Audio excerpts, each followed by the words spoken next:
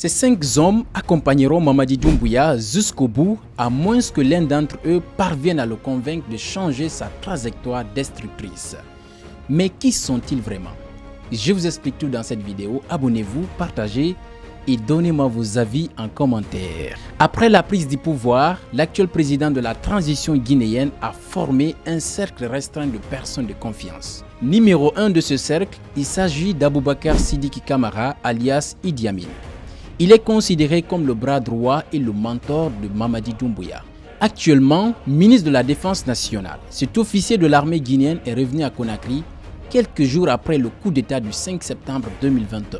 Connu pour ses compétences stratégiques dans les affaires étatiques, il est soupçonné d'avoir coordonné le coup d'État depuis l'étranger. Originaire de Farana, tout au long de sa carrière, il a occupé des postes stratégiques au sein de la Miette silencieuse et a également représenté la Guinée sur la scène internationale en tant qu'ambassadeur. En deuxième position, nous avons le colonel Amara Camara, ministre secrétaire général de la présidence et porte-parole de la République. Il fait partie du cercle restreint des fidèles du président de la transition.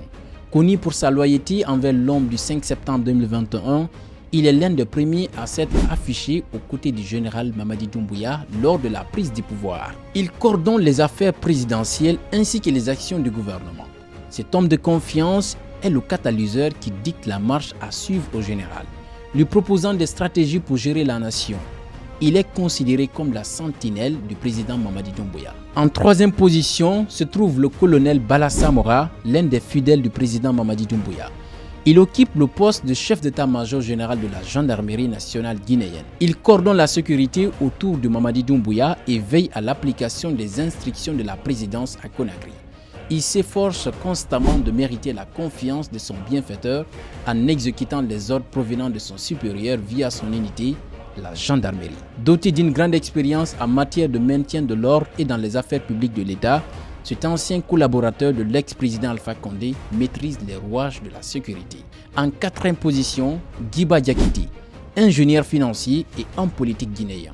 Sous l'ère du CNRD, il occupe le poste de ministre directeur de cabinet de la présidence de la République.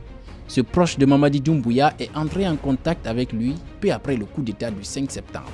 Depuis sa nomination, Guiba vit chaque instant au service des responsabilités étatiques les plus élevées.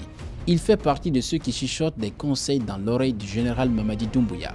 En dernière position, nous avons le commandant Mouktar Kaba, alias Spartacus. Actuellement à la tête du groupement des forces spéciales de Guinée GFS, ce compagnon d'armes de Mamadi Doumbouya, bien qu'il n'ait pas suivi la même formation militaire, a progressé à ses côtés au sein de cette élite militaire créée par l'ancien chef d'État Alpha Condé en 2018. Le colonel Mouktar Kaba est un expert du terrain, bien formé et équipé pour neutraliser tout ennemi.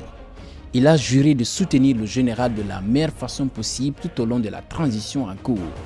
Il a également participé à plusieurs opérations avec Mamadi Doumbouya, la dernière étant le coup d'État du 5 septembre 2021.